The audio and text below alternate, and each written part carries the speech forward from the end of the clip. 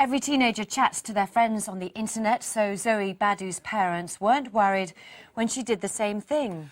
But 10 days since her disappearance, they've discovered that she's been talking to people they'd never met. Now they have no idea where she is or who she's with. Today, Zoe's dad is here to ask if you can help bring her home.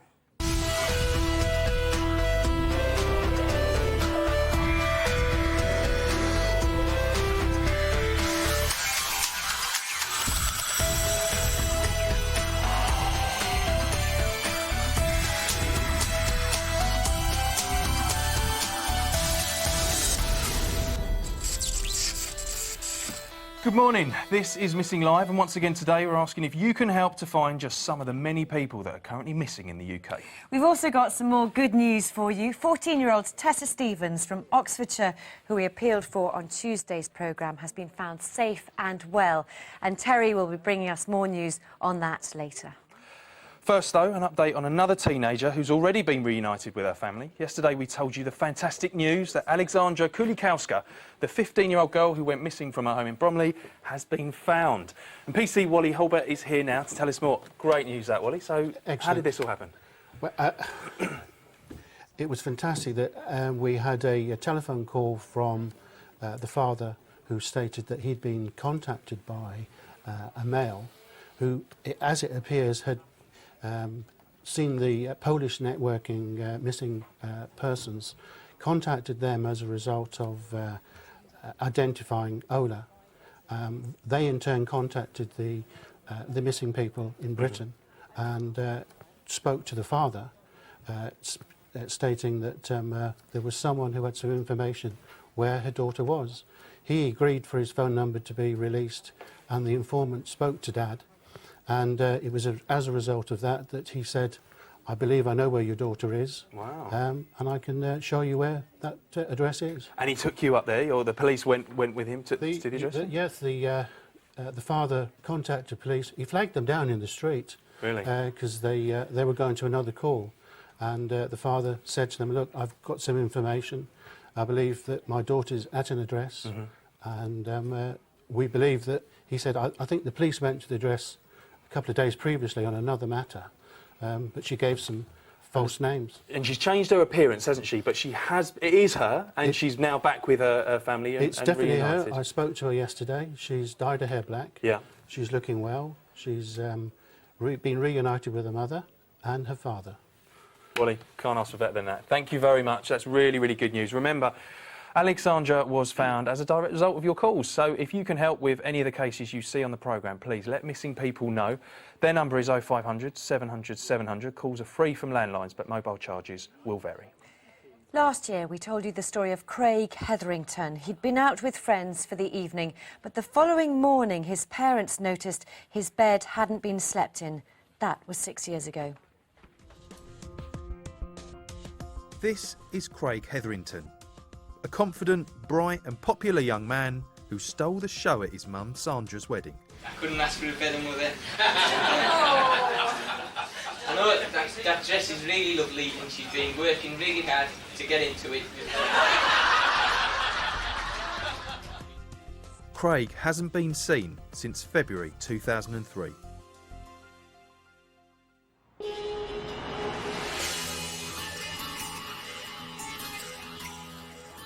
Craig grew up in the market town of Gisborough, on the edge of the Yorkshire moors. Craig was a lovely little boy. He was very, very mischievous. He was a happy child, always had a joke. Craig's older brother Mark is one of his closest friends. There was 3 years between me and Craig, and I think Craig always looked up to me and always wanted to tag along with me wherever he went. He always wanted to do things with me. When Craig left school, he fulfilled his childhood ambition and joined the RAF. He used to ring and write and stuff, and he seemed to be really, really enjoying it. He made new friends down there. He would be putting 100% in. He would want to prove that, you know, that he could do it. But only 3 weeks into training, Craig badly broke his foot. He spent the next few months at home recovering. Bored and frustrated, he began playing fruit machines. He looked at it as a challenge.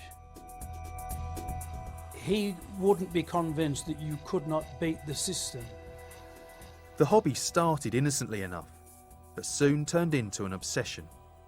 Over the following years, Craig desperately tried to overcome his gambling problems, but the draw of the machines was too strong. Craig's addiction just interfered with life. His mind then became obsessed with fruit machines.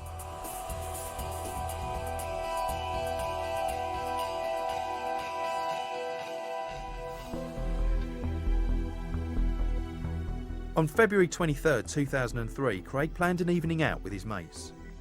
I was chatting with him and I said to him, you know, what are you doing tonight? Well, I'm going out with the lads. We're making it at Voyager and then we're going downtown. He said, cheerio, have a nice night. See you tomorrow. But the evening doesn't go as planned.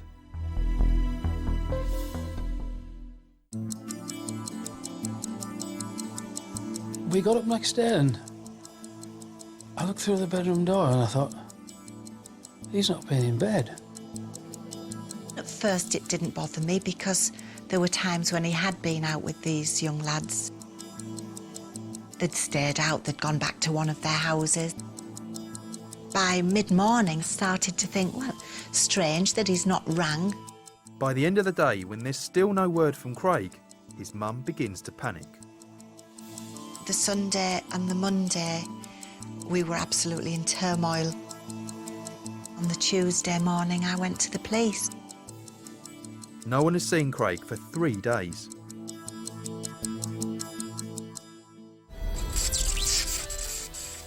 Coming up, a sighting in Lancashire gives everyone hope. The police rang me. They said that it was a very good sighting and that they thought that it could possibly be him. Craig's parents are here later to tell us more about that sighting, but as always, if you can help with any of the cases you see, please get in touch with Missing People. Now, yesterday we told you about Zoe Badu, the 15-year-old who's gone missing from Barnet. Her parents are desperately worried about her, and her dad, Lee, joins us now, along with Zoe's teacher, Maria Winters. Morning to you both. Thanks very much. Just take us through, Lee, what happened the day she went missing. What was she up to? Tuesday morning, she was up with her mum, Jo. Jo was getting ready to go for work. Zoe was dressed for school. Jo left work at 7:30 in the morning. Zoe normally goes to school at 8 o'clock in the morning. That morning, she never appeared at school. So a totally normal day, and then she never turned up? Never turned up. When did you realise there was a problem? By midday in the afternoon, many of the teachers got a bit upset, noticing that she wasn't going to be in school. I contacted the parents straight away. Now being the Easter holidays, as you can imagine, the children are coming into school now, trying to find out if there's any news that obviously it's affected them big time at school. They're just anxious, and any information, obviously, is much appreciated from everybody. OK, you know that she'd been in touch with quite a few people. What sort of details do you have? She was talking to people on the internet, wasn't she? Yeah, we don't know but what that data is. Any sense of how many people she was talking to? Well, according to information that we've had, she's got 40 new friends. Right, and you don't know who they are? No. Which is extremely worrying for you. Maria, tell us what she's like. Well, very happy-go-lucky girl at school, yet again shy. She's not sort of like very overconfident, very shy. Comes across as a very warm-hearted person as well, always there. She's got lots of friends in school, so again, her friends are very concerned. They're saying, you know, where is she, miss? We haven't heard from her, so it's really, really important that if anybody is listening, has seen Zoe, important to contact. We know, as Lee just told us, that she may have been in touch with about 40 people. How would she have reacted to people talking to her that she didn't know, do you think? I think she's, again, from the school point of view, she's a very quiet girl, but I think she's also somebody that would have loved the attention. So we don't know how she would have reacted, but I think attention for her would have been a key thing. So she would have obviously, you know, made love to make new friends and being that kind of person, very caring and friendly. You know, she would have, you know, I suppose, you know, wanted to meet them and go out and, you know, be friends with them. Lee, tell us a little bit more about her. She loves animals, and you've got a dog. Tell us about the dog as well. Yeah, her name's Jessie.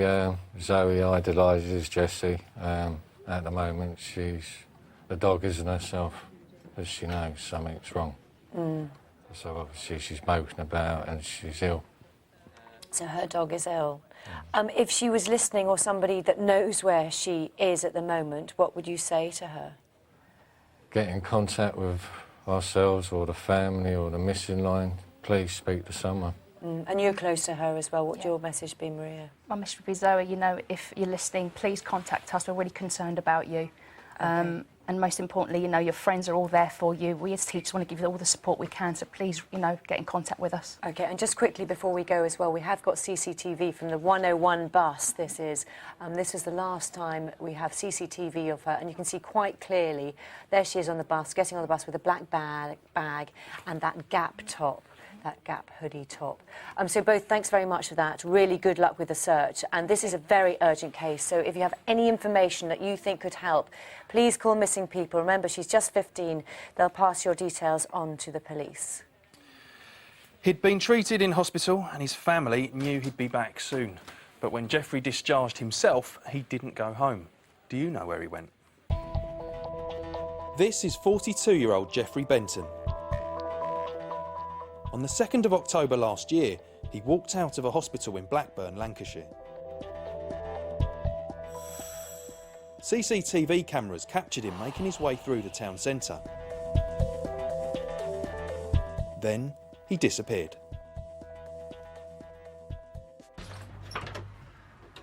Hey, Dad. Sorry, me.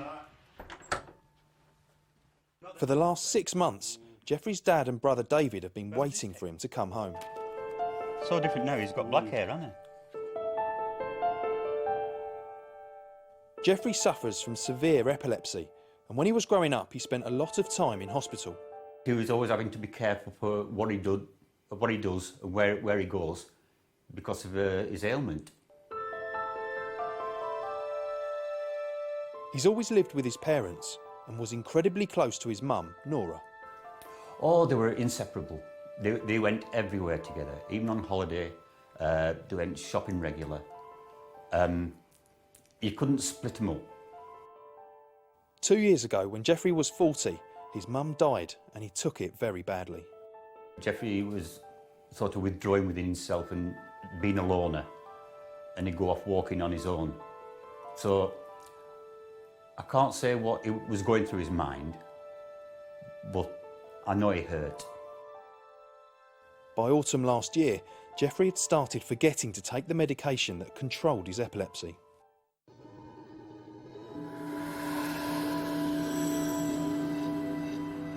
On October the 1st, Jeffrey wasn't looking well. And my dad said, why don't you just stay in today? But Jeff, being Jeff, he just wanted to get out into the fresh air. He went to Burnley Station Cafe, where he had a seizure. And we were told that Jeffrey, when he fell, banged his head. Jeffrey was taken by ambulance to Royal Blackburn Hospital, 12 miles from his hometown of Burnley. It's an environment that he's been fearful of since he was a little boy. He was absolutely petrified of hospitals because he spent that much time in them. So if anything went wrong, he would think to himself, well, oh no, I'm not going to hospital. No more. When the family called the ward the next day, they were horrified to discover he'd discharged himself. Police were immediately informed. DC Pilkington was part of the team mobilised to find him. We have done extensive searching. All the motorways, the canal towpath, the canal itself. We've looked at the rivers and obviously all major arterial routes between Burnley and Blackburn. When officers reviewed CCTV from the hospital, it wasn't long before they'd found what they were looking for.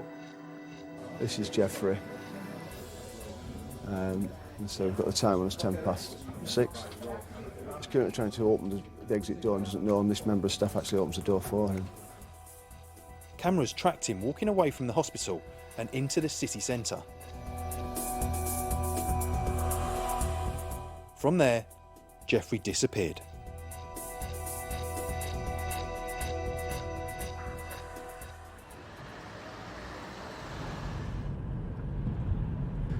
We haven't seen or heard from him since, and his obviously family are very upset and very concerned as to his welfare and his whereabouts. Jeffrey has now been missing for 6 months. Police are still searching for him. DC Pilkington goes back to the cafe that Jeffrey often visited.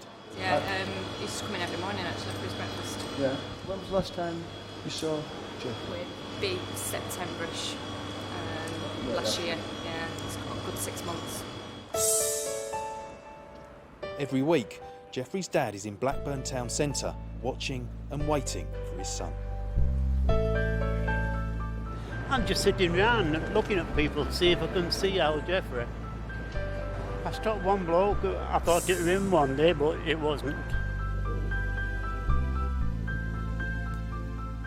He's not the same person he was. You know, I think he blames himself for what has happened to Jeff. He blames himself a lot. So I've just got open prayer now that somebody find him.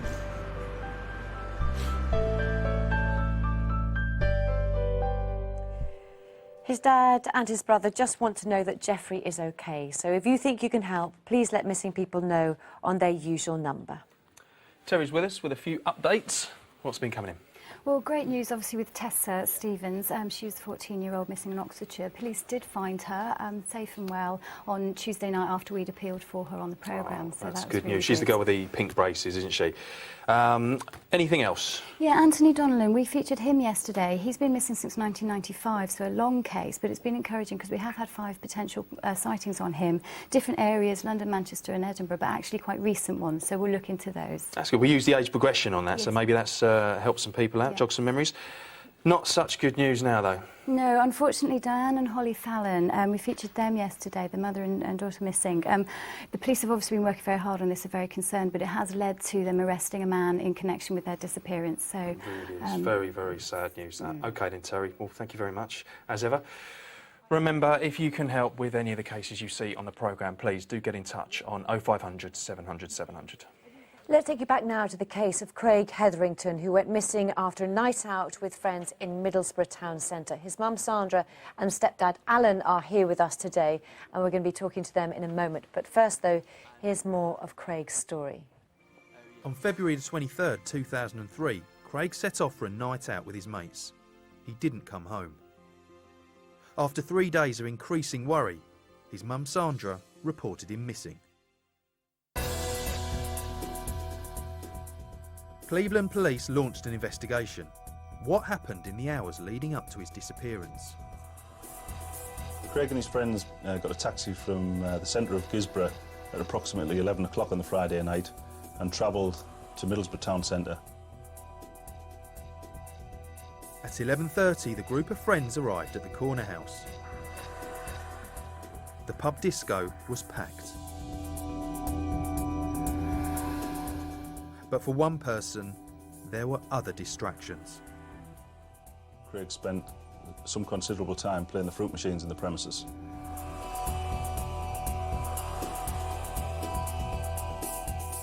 The club doorman remembers Craig leaving at 1:50 in the morning. He was alone. Craig was seen to be just stood more or less directly outside the corner house pub. He wasn't walking, he was just stood, so we don't even know what direction he actually left in.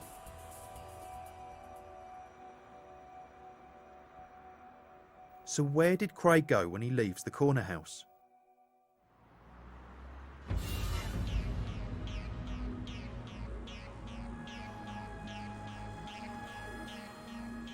The next day, teams of specialist officers were called in. Everywhere around this area has been searched. All the main streets as you go along, any alleys, to see if Craig had been laid injured anywhere over those 2 or 3 days initially after him being reported missing. For 3 days, officers searched the centre of Middlesbrough. They make door-to-door inquiries, but there's no trace of Craig.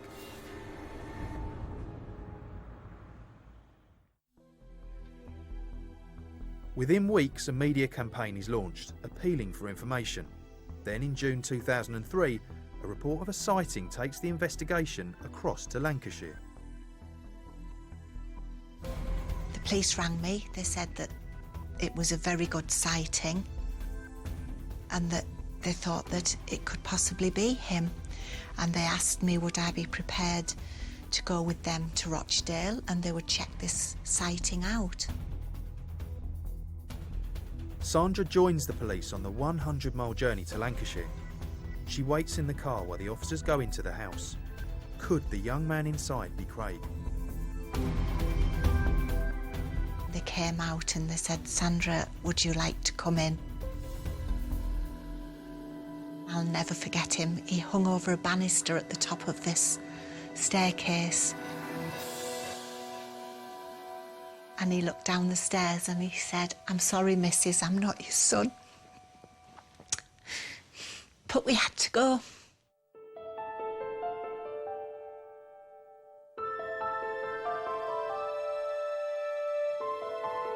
We had to sort of pick up from where we'd been and, you know, try and pull ourselves together and say, well, right, maybe next time.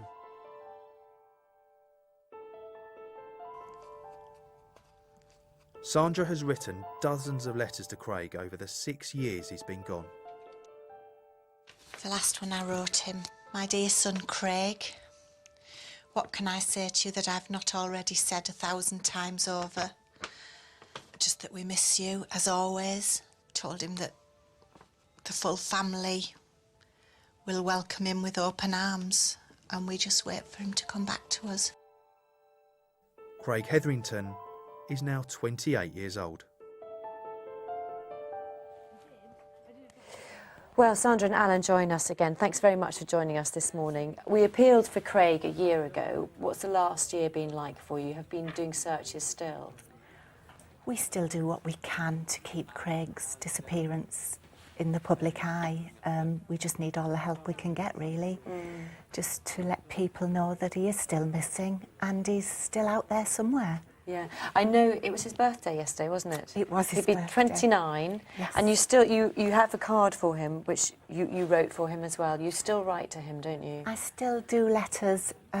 It was a suggestion from my doctor at the time, just to say, write down what you feel. So I decided I would write Craig little letters. My concern was that if he came back too late and we weren't there, that there were letters there letting him know how we felt. And this is the one I did yesterday for his birthday.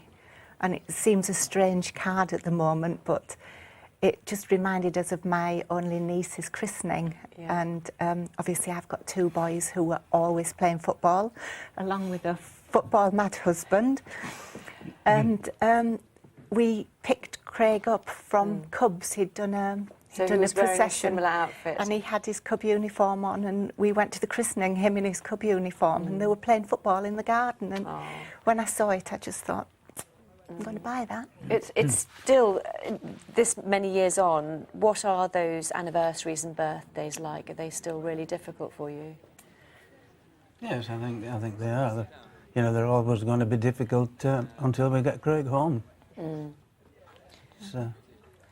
We get Christmas, Mother's Day, his birthday, and each one you think, he'll come home today, he won't go another Christmas Day, or he can't forget us on Mother's Day. He never has done in the past up until him going missing. And you're a really close family, aren't you? We are a close family. You know, my dad's still alive at 83, who misses Craig desperately, and my sister, and of course his only brother, and I've got a little granddaughter now.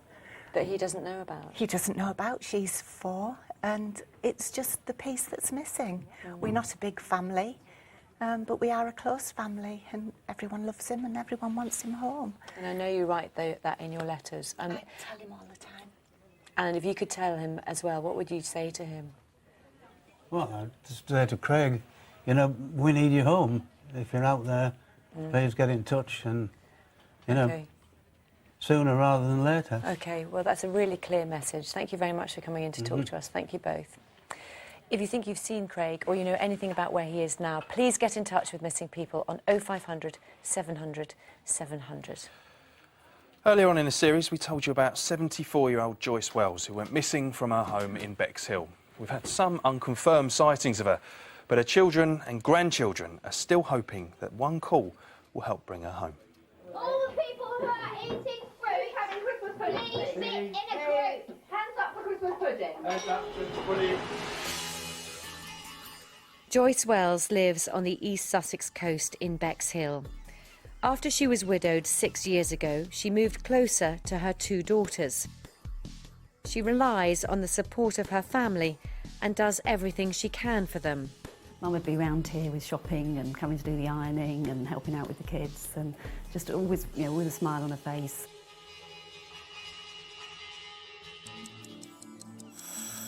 November 2008, it's a normal weekend. On the Saturday evening, Joyce is supposed to be babysitting for her grandchildren, but she doesn't turn up.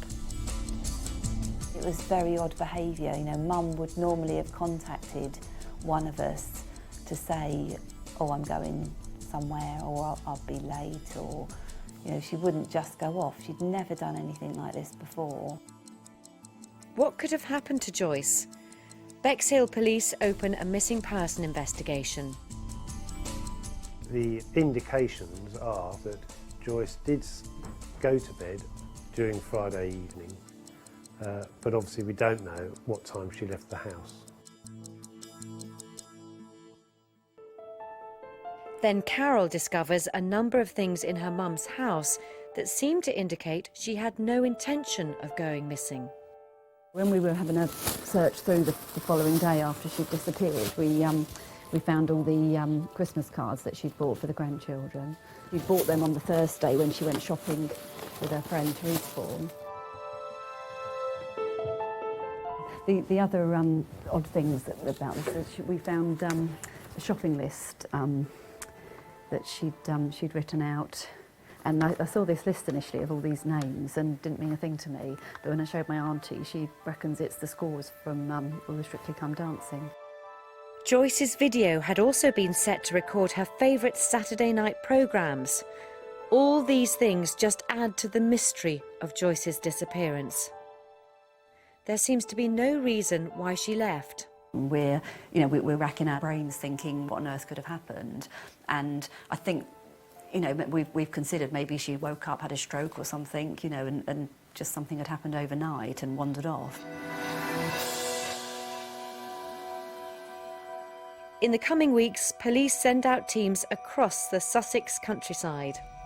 Near where Joyce lives is a large area of marshland and farmland. We have had large areas searched by both the police and by volunteer search groups who are specially trained in open ground searching. The operation goes on for days, but Joyce isn't found.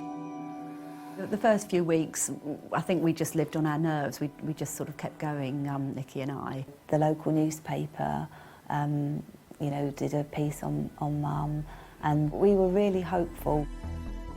Somebody does come forward saying they think they saw Joyce on Saturday, November the 22nd.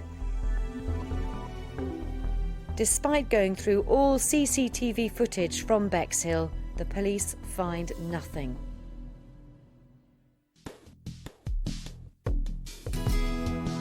Then, in January this year, 2 months after Joyce disappeared, there's another potential sighting. DC Stewart needs to find out more. We're here to visit a neighbour of Miss Joyce Wells to confirm a sighting that he's reported in, to clarify the information he has and see if that can further our investigation as to where she might be. David Martin lives near Joyce and thinks he remembers seeing her talking to a man in a car on the morning she disappeared. I think it was kind of dark blue, and I kind of thought it probably an Astra. I saw this woman, I guess it was around 8:30, and I saw her go across the road, but she walked around the front of the car as if she was going to get in the passenger side, but I didn't actually see her get in. How sure are you that it was her that you saw? Well, when I recollect, you know, I'm pretty sure it was her. Distinctive, other than the bright... Did Joyce get into a car that morning? If so, where did it go? It could be very important. Obviously, we're going to have to try and identify who this blue car belongs to and the reason for it being in the road, and if they did indeed have any contact with Joyce on that day. The last few months have been the most difficult time for Joyce's daughters. As a family, we've been coping because we've got each other. I miss just not being able to talk to her whenever I want to on the phone. She's just always there for us, and I just miss that. I wake up some mornings and think, gosh, what if we never know what has happened? Which is just horrible, you know, the thought of that. It really is. Can you help Joyce's family find out what has happened to her? If you know anything at all about where she is now, please get in touch. Missing People's number is on your screen now. Another urgent case for you now. 15-year-old Cameron Duncan disappeared from an address in Brislington, Bristol, nearly 2 weeks ago. Cameron's of medium build and has very short brown hair. He also has a South African accent. When he was last seen, he was wearing a white T-shirt and jacket, black Nike tracksuit bottoms and black trainers. He also had a black waterproof coat on. Cameron has family and friends in the Weston-super-Mare area, as well as connections to Birmingham, so it's possible he's making his way to the West Midlands. If you've seen him since the 29th of March, then please do get in touch with Missing People, and they will pass your details on to the police. His family were here earlier in the week, and there have been some interesting calls on Kevin Mills, but police still need your help to find him. He was just 24 when he went missing from his parents' home in Peterborough in 1996. This is the last photograph we have of Kevin. He's 6'1", of medium build with dark hair and brown eyes, but it's been over 10 years since his disappearance. So we also have this age progression picture, which shows what he might look like now. As you can see, his hair could be thinning slightly. One thing probably wouldn't have changed, though, is the Popeye tattoo Kevin has on his upper arm. If you've seen Kevin, please get in touch with Missing People. There are no words to explain the pain for parents when a child goes missing. But what happens when the search goes on for years? Last series, we told you about a toddler, Catrice Lee. She was out with her mum in a supermarket in Germany when she disappeared. Here's what happened that day. It's 1981. The Lee family live on a British military base near the German town of Paderborn. They're about to celebrate the second birthday of their younger daughter, Catrice. Her mum, Sharon, takes her to the supermarket to buy party food. As I got to the checkout, I suddenly remembered that I'd forgotten the crisps. So I placed Catrice on the floor and said to my sister, I'll leave her here with you and I'm just going back to get some crisps. It wasn't that far away from the checkout. Went back to get the crisps, picked the crisps up, and as I got back to the checkout, I said to my elder sister, where's Catrice? And she said, well, she ran after you when he went to get the crisps.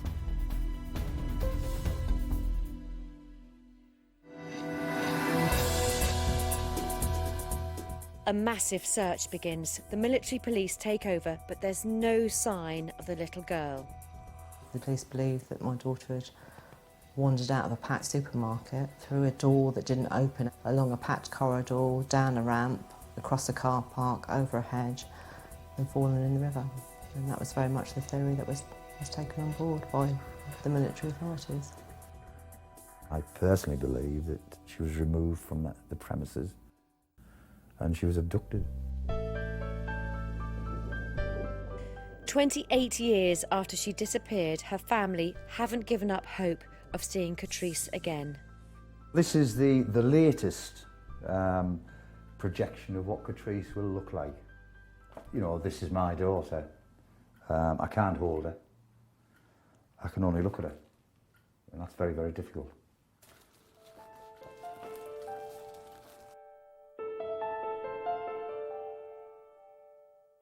Wherever Catrice is in the world, and I do believe that she's still in this world, I hope that she's led a happy life and is still leading a happy life.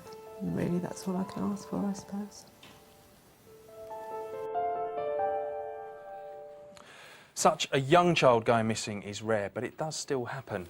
Almost 2 years ago, Madeleine McCann went missing from Portugal. The 4-year-old was on holiday with her family in the resort of Praia da Luz when she vanished from their apartment. The search for her is international, with unconfirmed sightings as far as Brazil. So what can be done to stop it happening again? The Missing Persons Bureau here in the UK are launching an immediate response system called Child Rescue Alert. Joe Apps, who's heading it, is with us now. Hello. Sounds great. So what is it? It's a good scheme. It's based on the American Amber Alert scheme. It's been in the UK since 2002, and we are reinvigorating it to make it a national scheme for the whole of England, Wales, Scotland.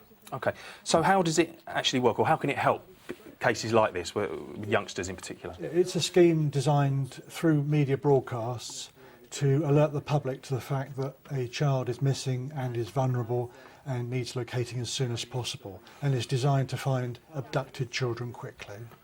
Now, you use a lot, when you say media broadcast, there's a lot of different methods that can be utilised, isn't there? The method we're using first off is television broadcasts linked with radio broadcasts. We would like, in due course, to widen it out to web broadcasts and to text messaging and web messaging as well. And then, of course, there's any number of public displays, whether it's motorway messaging or displays around railway stations and bus stations, that sort of thing. And that's what we need, isn't it? It does sound a good system, and let's hope it works. OK, Joe, thank you very much.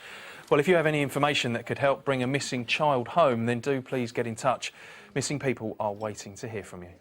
Yes, we're getting lots of calls this morning. Terry's got an update for us on Carmel Fenwick. She was 16 when she went missing from Crawley in Sussex. That's right. It was quite a long time ago. It was over 10 years ago now. So obviously any new information is really good. And we've had 4 possible sightings on this, which is great. And police are obviously following that up. And after a long case, it's very encouraging. Yes, what sort of things are they saying, the sightings? We've had quite a few recent ones, actually. One caller, for example, seen her less than a month ago in the London area. And somebody's also placing them at the right age that she would be now rather than 16. OK, thank you very much. Remember, if you can help with any of the cases you see on the programme, please get in touch on 0500 700 700. Last week, Margaret Mackay was here with us in the studio. As a baby, she survived the World War II Bethnal Green tube disaster. Margaret's own mum lifted her to safety, but in doing so, lost her own life. We've had a moving response to Margaret's search to find out more about her mum and what happened on that day. Yes, some emails coming in. Thomas Penn contacted us.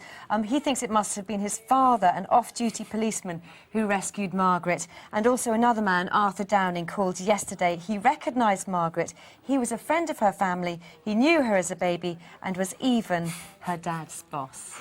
Well, another young survivor that day was Alf Morris, and this is his story.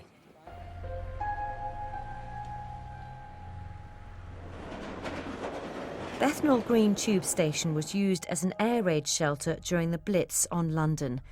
On the 3rd of March 1943, it became the site of the most horrific civilian tragedy of the Second World War. A large crowd of people were going down the steps into Bethnal Green station to take shelter from what they thought was an air raid. Suddenly, nearby anti-aircraft batteries fired their rockets, and this unfamiliar sound caused panic amongst the crowd. Everyone surged forward. Within seconds, the stairs were jammed with hundreds of fallen people. 173 were killed, including 60 children.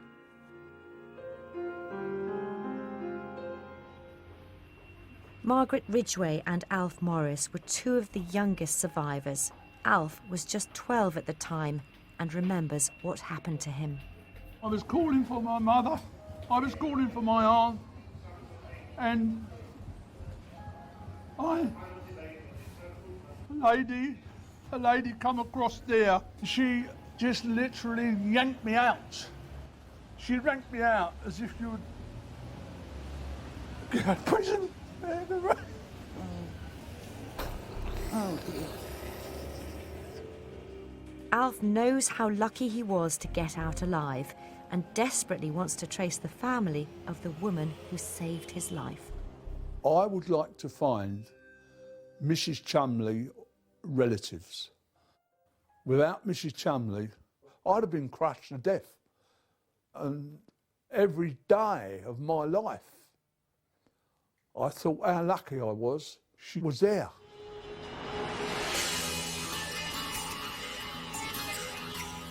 Alf no longer lives in Bethnal Green, but today he's going back to St John's Church. It's just a stone's throw from the site of the disaster. He's arranged to meet Reverend Green, who has the register of baptisms for the area. Thank you for letting me come in. Pleasure to see you again. This baptism book, Alf, was started in 1931, and you'll see, look, it's book number 9 here. Yeah. So there are another 8 books before this, but this is the most recent that we've got, and it runs from 1931 up until 1960, and 4,000 registers of baptisms from that whole period. So it may be that the Chumley family had a baptism here in that time and would have their details in here. What do you remember of Mrs. Chumley? I remember she had a Down syndrome daughter, and I would have thought she's around about 8. Mm-hmm. And, Wow, that could and she be had then. another daughter. She was about 18 and 19, and she lived in the flats next door to the Tube. That's where she come out of and went to the Tube every night. Yes. And but other than that, Alf knows so little about Mrs. Chumley, not even her first name, so it's proving to be a difficult search. Well, it doesn't look as though she's in here, though, does No, it? We would no. have come across it by now, I think. yeah, we'd have come across it by now. Yeah. Alf is determined to continue trying to find the Chumley family.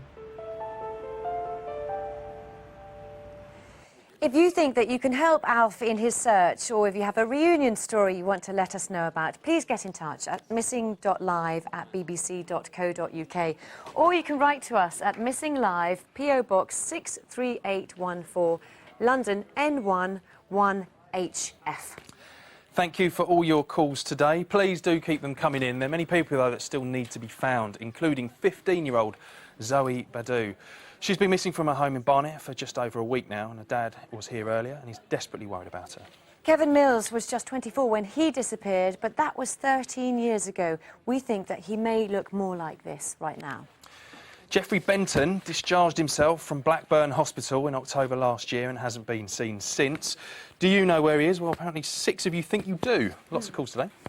Craig Hetherington's parents were here just earlier. They need your help to find their 29-year-old who went missing after a night out with friends in Middlesbrough. And we've had 8 possible sightings on him, some of them recent in London and South East. Really good. 15-year-old Cameron Duncan hasn't been seen since the 29th of March. It's thought he may have plans to go to the West Midlands. 2 calls on him today. Yes, so if you can help with any of those cases please call Missing People. The number is on your screen right now. We're nearly out of time for today. Please keep those calls coming in. And on tomorrow's programme, we're bringing you updates on all of our appeals. Plus, joining us will be the actor Stephen Fry, who's been incredibly honest about his own experience of depression and the reasons why he went missing. And the very latest on 35-year-old chef Claudia Lawrence, who's not been seen now for nearly 3 weeks. Thank you very much for joining us today. We'll be back at 9 o'clock tomorrow morning for the last show in this series. We'll see you then. Goodbye.